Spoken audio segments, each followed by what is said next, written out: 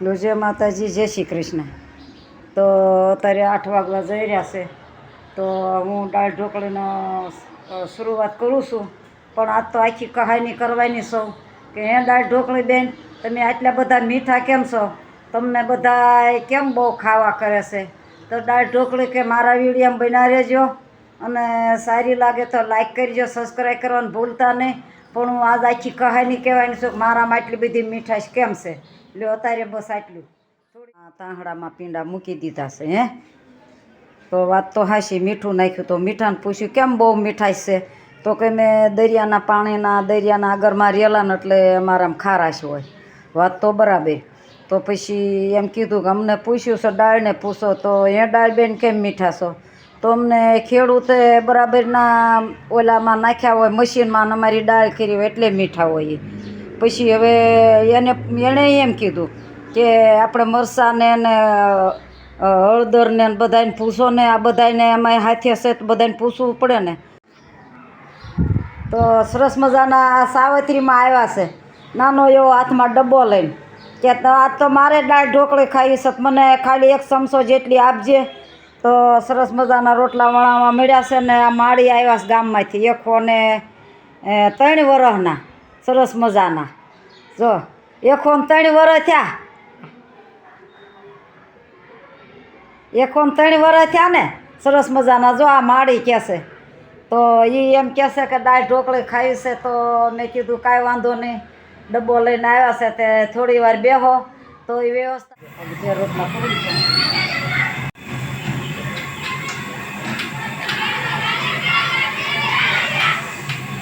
તો દાળ ઢોકળી મારી એટલા માંડે છે મને કે તને મારું એકનું ઇન્ટરવ્યુ લો, આ રોટલા કે તો તમે મરી મસાલાનું દાળનું બધાનું ઇન્ટરવ્યુ લો, વઘાર જોઈએ એનું લો. મેં કાંઈ વાંધો નહીં, એનું ઇન્ટરવ્યુ લઈશ. પછી આખું બપાય છે, વઘાર દેવાનું નાખ્યું છે. પહેલાં વઘારી નાખી તો આ સડે નહીં ને, એટલા માટે મારે કટિંગ કરી નાખું પહેલાં, બરાબર. એટલે કટિંગ સડી જાય સરસ મજાનું. બધું કટિંગ બતાવીશ હમણાં. દાળ મારી સરસ મજાની દાળ ઢોકળી તૈયાર થઈ જાય પછી આ તો દાળ ઢોકળી મારે રેડી ખાઈ કરીશ.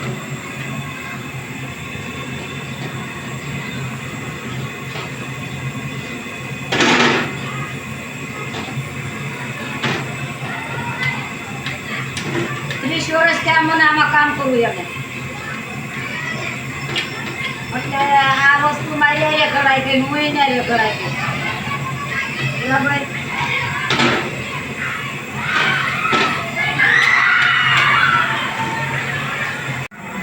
તો આપણે અગાઉથી વઘાર કરી રાખ્યો હોય સરસ મજાનો. આ મરચાં બધું, અને આ થાળીમાં છે એ સરસ મજાનો બકાલું લીમડો છે, તમાલપત્ર છે. તો આપણે એને અત્યારે પધરાવવા જઈ રહ્યા છે બધું ભેગું. તો આપણે આ વઘાર આપી દઈએ છીએ. ત્યારે ગરમ વઘાર હોય, મેં સવારમાં આવતા વેત જ વઘાર પચવી લીધો હોય, એટલે અત્યારે રાંધવામાં સારું છે. કારણ કે તે પેલું સડી જાય, વાર ઉતારવું નહીં. અને પાછળથી વઘાર દઈએ ને એ જ બરાબર ખાવામાં હવાદ અનુસાર ને છોકરાઓને સરસ મજાનું નજરે ગમવું જોઈએ કે નહીં. સરસ મજાની દાળ ઢોકળી છે અહીંયા.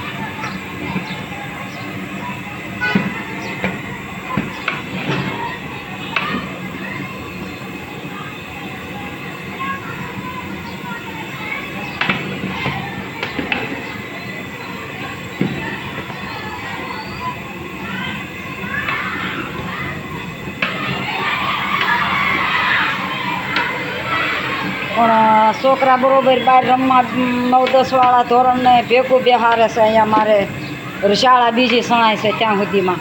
તો એનો અવાજ આવે છે, પણ કાંઈ વાંધો નહીં, હું મારો પાવર વધારીશ.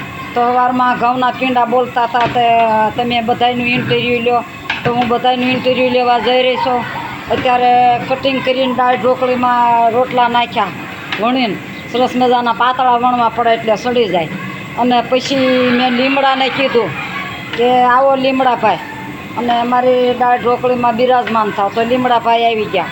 પછી ચટણીને હળદર બોલ્યા કે અમારું શું કે ભાઈ તમે તીખાશ પકડાવો છો ને હળદર તમે કલર આપો છો. તો આ બે કીધું બરોબર. પછી હુકા મરચાં ને રાઈ ને તેલ આવ્યું કે અમારું શું કે ભાઈ તમે સરસ મજાનો વઘારમાં દેખાવ કરો છો કે વઘાર સરસ મજાનો થયો અને હળદર તમારે કલર આપે અને હળદરનું શું સરસ મજાની રાઈ ને હુકા મરચાંનો વઘાર દીધો. તો સ્વાદ અનુસાર મીઠું નાખ્યું ને સરસ મજાની દાળ નાખી હતી. પણ વાતમાં એમ છે કે 3 કિલો દાળ હું સવારે ગરમ પાણી પલાળ દો, બાફતી નથી.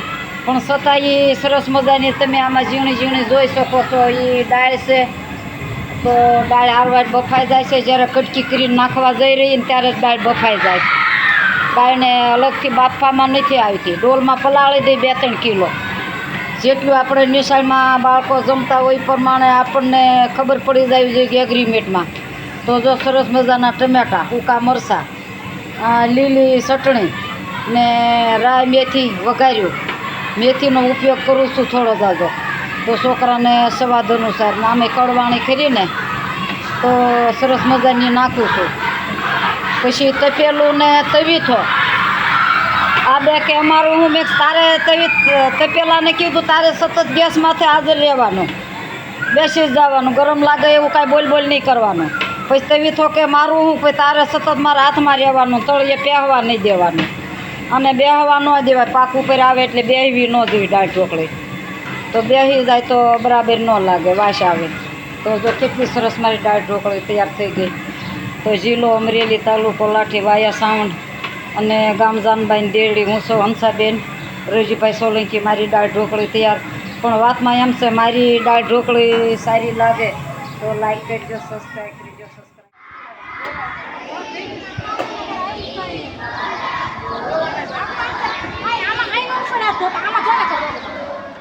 દાળ ઢોકળી ખાય અને ટબેરા જેવા થઈ અને પ્રાર્થના બેસી ગયા. અને હવે મારે ડીશું સફાઈ કરવાની.